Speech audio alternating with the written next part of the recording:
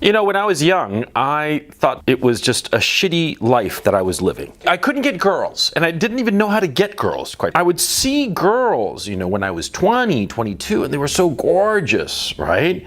And they seemed unattainable to me. Beautiful creatures who were wandering around.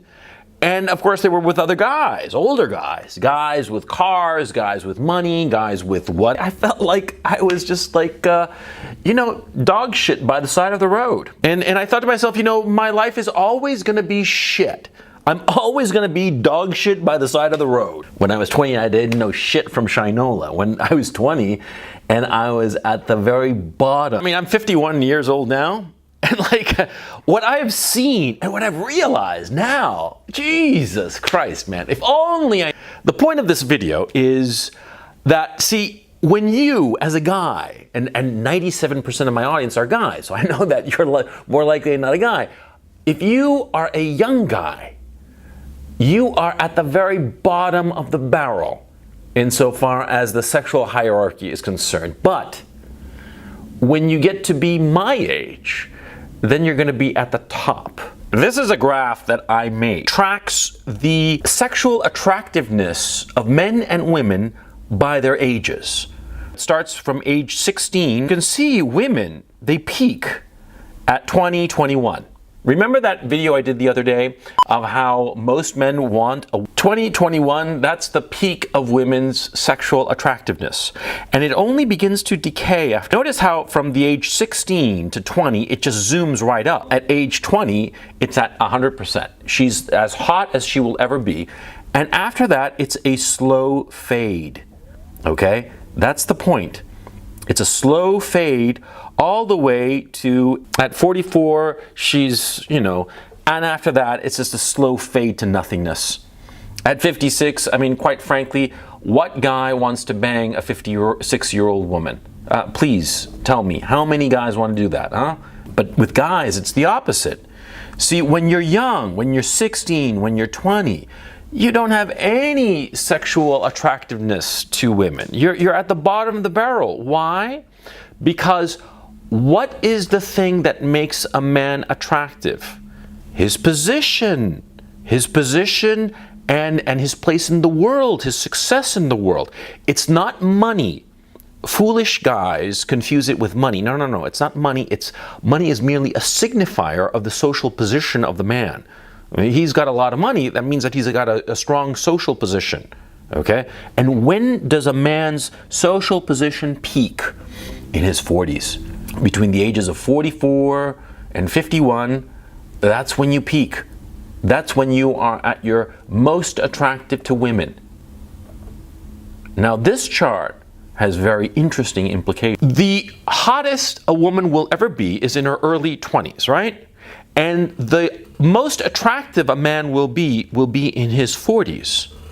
So if there are no rules in the sexual marketplace, you should see a lot of guys who are at their peak, at their 40s, who are doing very well, you know, attracting 20-year-old girls, 21, 22-year-old girls.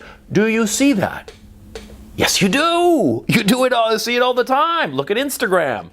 Instagram is basically the repository of all the pictures of these very hot girls hanging out with these very hot guys. Hot guys in the sense that they are sexually attractive to women.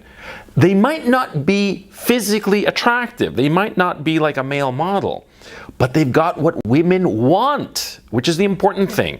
See? What women want, what they find sexy, what attracts them sexually, is position, social position. And see, so since there are two different peaks, these two peaks, they congregate. Yeah, of course, they attract, but there's something else going on with this chart. It sort of like explains why girls begin to panic when they hit 30.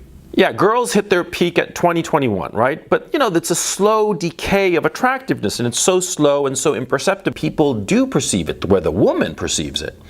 And that's age 30. Yeah, that's the famous wall.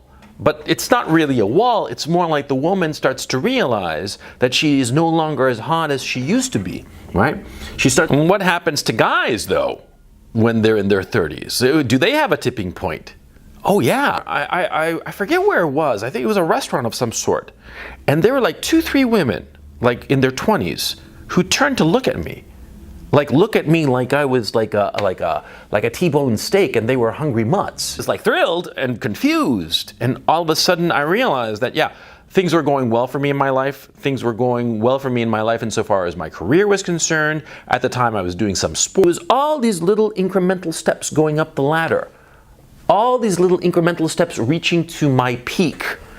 And all of a sudden it was clicking, right? And those girls at that restaurant, right? They looked at me, there were like 3 girls and they all turned to look at me and they checked me out and they were young, they were like in their 20s. I felt fantastic, but that was the moment it happened to me. It was the reverse wall. And it's happened to just about every guy I've ever talked to about this issue. Yeah. In my 20s, I was living in LA, working as a writer, and that was kind of like a shitty time, but you get to a certain point where, yeah, you're a loser in your teens and your 20s. And then in my 30s, I moved to New York, and I started doing really well with girls. And I was pretty happy. And you're a semi-loser in your mid to late 20s, but in your 30s, as I eased into my late 30s and then into my 40s, the shit really came together for me. Oh yeah, I was back in Chile, and Jesus Christ, the opportunities. And as you ease into your 40s, not just gorgeous, but women of real quality were just throwing themselves at me. And they turned to look at you.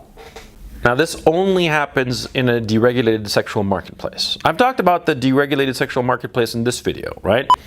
But there are no rules. You can fuck anybody you want so long as both of you are on the same side of the age of consent, right? Presumably everybody watching this is an adult, right? And you're fucking an adult, another adult, right? Or as many adults as you want. But the point, in the past, there was a lot of societal pressure for you to pair up. Both you if you were a man and you if you were a woman.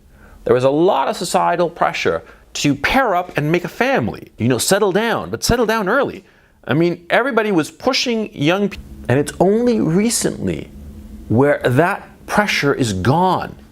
Parents are not forcing their kids or encouraging their kids or pressuring their kids to get married. On the contrary, in a lot of the Western democracies, they're encouraging them to fool around and keep on being a child as opposed to form a family. And so a lot of people do that. A lot of people just keep on fucking around, men and women, until, you know, they hit their 30s. And then all of a sudden they decide to settle down because the women start to freak out. And the men, what's happened to the men when they're in their early 30s, right? When all of a sudden the women start freaking out. The women start to freak out and want a relationship. And what do the men do? They settle because they don't realize that their best years are ahead of them. The women who are like in their early 30s, when they're hitting the wall, when they're realizing they no longer are as attractive as they used to be, they go and get a guy. And the guy who's in his early 30s and has behind him, you know, decades, plural, of just loneliness and not being very successful with girls. And all of a sudden, he's easing into his 30s, and these girls are going after him. These girls who are 30, 32, 34, 36, and they want him, they want to lock him down. What does he do? He says, oh man, great, yeah, finally, I'm gonna marry some girl. Yay, yay, finally, I'm found a girl and I'll settle down and be happy. And they settle down with the first 30-something woman who locks them down. Oh man, and what a fucking mistake. Yeah, because the guy who's like 34, 35, right? Who's starting to ease into the peak of his sexual attractiveness, right? What happens? He's bumbling around, not realizing that the peak is ahead of him.